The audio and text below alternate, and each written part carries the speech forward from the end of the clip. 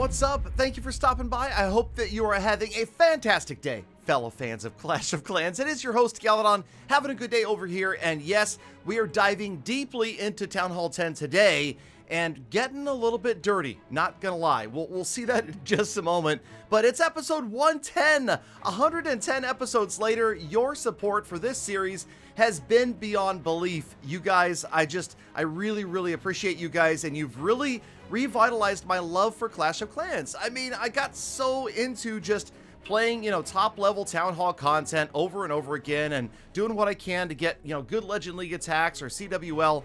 But the true fun in Clash of Clans is in the grind. It's that reward, and never having spent a penny on this account goes against every fiber of my being. But here we are, and I'm having a blast. So I have to thank you guys again. Those of you that are gently depressing the like button, do not smash it. Leave it in one piece for other amazing videos from myself and other incredibly hardworking YouTube content creators. So just make that like button happy by gently depressing it. As we send in some miners, and yes, they're not boosted this time. We're being a little bit sloppy with the deployment of this.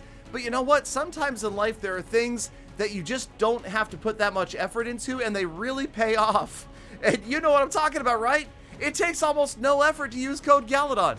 I mean, you go to settings, more settings, you enter my name right there at the very bottom of the screen, and for 7 days, Supercell sends me about 5% of what you spend in gems, packages, and gold passes, and I love you guys for it. Also, remember, I'm giving back half of it to the community and to charity every single month, so it's not only an easy thing to do, it's the right thing to do. You're helping out fellow fans of Clash of Clans like yourselves, because you never know when it's going to be you that wins the gold pass. All right, so yes, the payoff is real over here as well. The miners are so strong. Oh my goodness. It is just, oh gosh, I don't know what took me so long. I was never really a big fan of spamming miners for farming. I thought, oh, that probably is going to work, but I've got my dragons, I've got my balloons. We'll get the job done with Barch. No, heck no. Oh man, I'm telling you right now, once you get your miners upgraded, and we don't even have these puppies maxed out, you're going to be owning. And the heal spell, of course, helps out.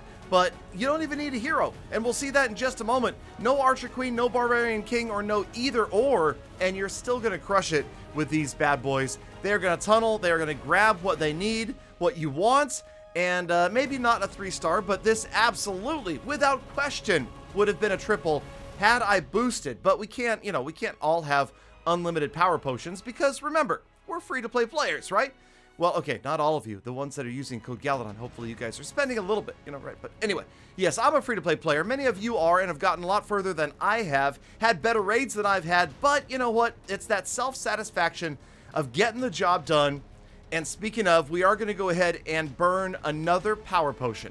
Now, our intention is to move on to a new farming army, but since we already had miners trained, we're going to go ahead and burn this army first without heroes. So just like I was speaking of, no king, no queen, we've got maxed out miners, we do have a siege barracks as well, and we're going to use this army before we move on to a slightly dirtier, spammy farming army. You might know what's coming. Okay, so at double speed, the rest of this raid, I mean, this is a pretty solid Town Hall 10, right? I mean, that's no slacker. He's got a pretty good base design, he's got heroes that are up, and everything's pretty well spread out. So I just thought, you know what, let's just try to do a little bit of baby dragon funneling on the outside. I do get a little bad luck right here. The P.E.K.K.A., watch this P.E.K.K.A. traverse the outside of the base and then essentially make a beeline to the single target Inferno, despite the fact that the miners went in there. The miner's going to cruise right past, and now it comes down to, you guessed it, S-T-A-P. Spell timing and placement, as the heal spells make all of the difference in the world. The miners are going to annihilate this base. Single target Infernos are essentially laughed at by any sort of mass army like this. Even baby dragons or miners or hog riders are going to crush right through the single target Infernos and easily wipe everything else out in their path. So a huge amount of loot, despite the fact that I had no heroes. It all comes down to the boost, and man, this makes me feel OP. It really does, but obviously it's more the army than the skill of the player. There's a little bit, like I said, having to do with the spells in the middle of the base when you're getting through those key defenses, but other than that, check it out. There's like 15 miners still alive right here, and we easily pick up 1.5 million in loot. So feels good. And at this point, I'm kind of like, well, okay, let's just keep doing miners forever because they're the greatest ever. But you guys in the chat are always talking about baby dragons. So we went ahead and did the last miner army because remember, we had one more trained behind that one already. So there's another 1.6 million in loot from those miners. And then, yes, those of you, hold on, wait for the smack in the face. There it is. Okay, those of you that are familiar with my live streams know that hashtag DBDS means Dirty Baby Dragon Spam. And although it is a much hated, much maligned strategy on the Builder Hall side, I never imagined that it could be so effective over here on the home village. Now, obviously, we needed one more lightning spell. We brought a freeze spell instead of a last lightning spell. We could have taken out every single air defense, but instead, just going to get started with a Barb King and some maxed out baby dragons. Surprisingly, oh man, okay, this, I gotta say, shocks me. Now, of course, this is a semi-dead 11. We see, obviously, that the X-Bows are out, that one of the Inferno Towers is out, but the Eagle is alive.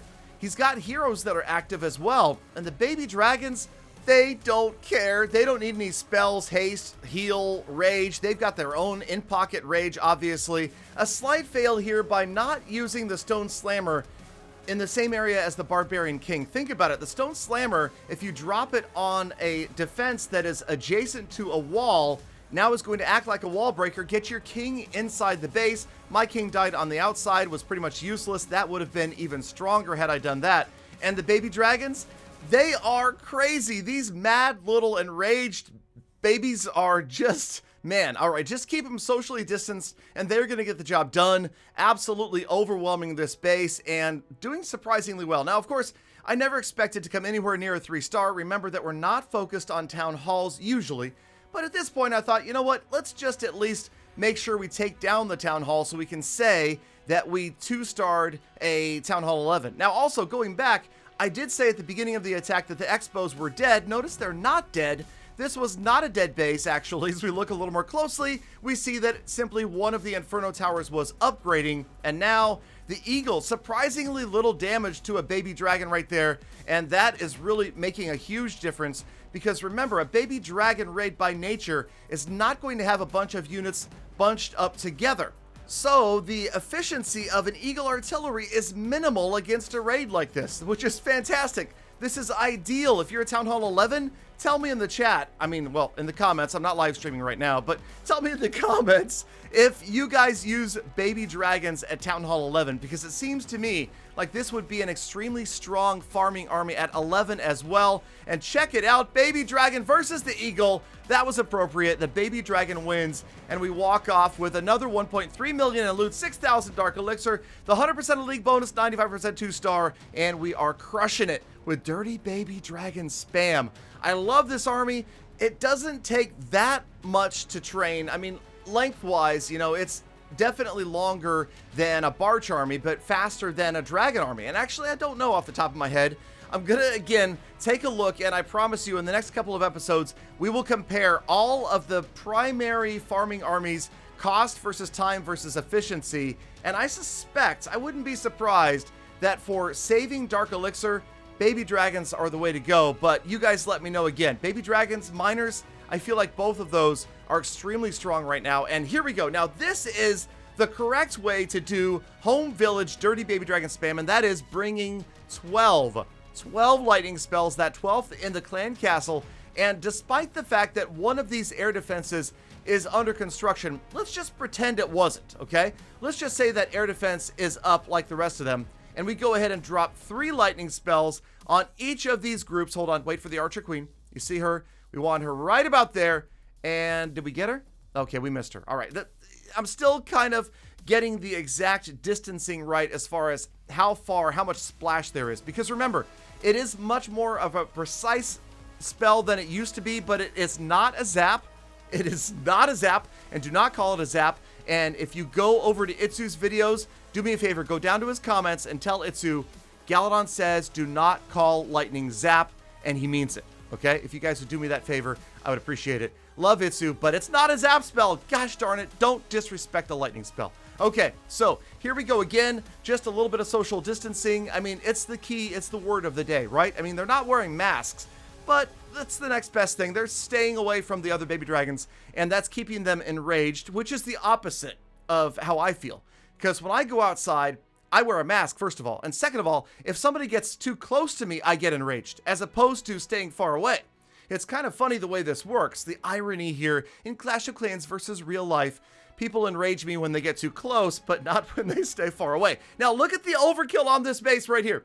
We've got 8 baby dragons left. We don't even need to deploy a single one of these. We probably could have overkilled this base and had, I don't know, 10, 12 baby dragons remaining.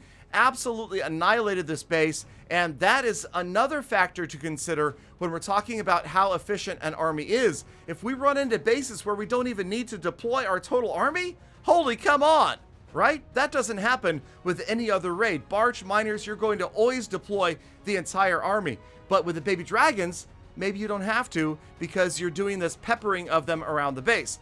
Now, here we go to unboosted baby dragons. And this, we're going to see the difference is pretty clear. We're back down to level 2 baby dragons, so our 1 hour of power potion has expired. So essentially, that means about 20% less hit points, 20% less damage per second, because it's 2 levels. We only have level 2 baby dragons. They were level 4 with the power potion, and you'll notice they're still going to be extremely strong, especially when you take out every single flippin' air defense, right? The air defenses are gone, and this time, notice the Stone Slammer. It comes in and creates that pathway for the Barbarian King. Now he is going into the interior of the base. Of course, he did beeline to the single target Inferno anyway, but whatever. You can see here that it was the general idea of use the Stone Slammer to open up the path for the Barbarian King and let them all cruise on in. Once again, plenty of baby dragons left. We're being careful with the time. And here's the great thing about a baby dragon versus a regular dragon, so much faster. So although you are doing this peppering of baby dragons one at a time, it is extremely rare that you're going to time fail in this attack, where you most certainly would if you were using regular dragons. Now here, it's again just kind of become Galadon versus the Town Hall. Let's see if we can get it out of the way. Okay, yeah, every single remaining defense is firing on these baby dragons, but can 4 of them get in? This kind of feels, again, like a builder hall attack where you're going in and you're trying to get that last building down. And you'll notice right here as the baby dragon grinds some percentages off the town hall, watch the approach of the next baby dragon. You'll notice that just a slight, oh, wait a minute. I was going to say a slight angle difference makes it so that it's out of range of the Expo.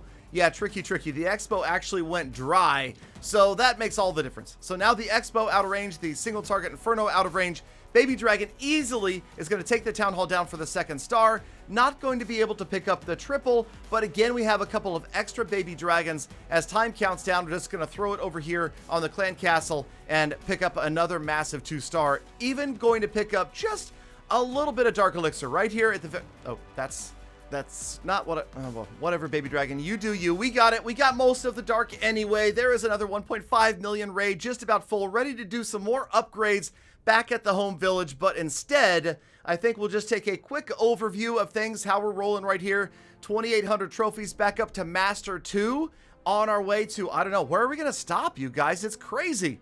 Okay, off to check in with a status report and see where the trophies are rolling. Like I said, we continue north, up over 2,800 trophies in the home village, 2,374 in the builder hall. The gems haven't changed much. We're still right around 2,000, so just a hair under 2,000 gems. So we've got some more potions to buy anytime they come up. The heroes, we did pick up a level on the Barb King, so he is up to 33. The best raid, we're getting a lot of raids, but we're not beating the best number, and I think that's fine. But you guys let me know. What do you think? Is it Barge, Miners, or Dirty Baby Dragon spam? I listen to you guys. Thank you for listening to me all the way to the end of the episode. I hope you enjoyed it. You were the true hashtag GalaFam. I love thinking about it. Appreciate every single one of you every single day. So stay inside, wash hands, be kind of the people, animals, and planet. I'll see you back here again tomorrow for more full text. But if you go outside, wear a mask. See what I did there? Threw you off. But I still said the same stuff. Galadon, you threw me off, but you still said the same stuff. That is what I just said, Peter.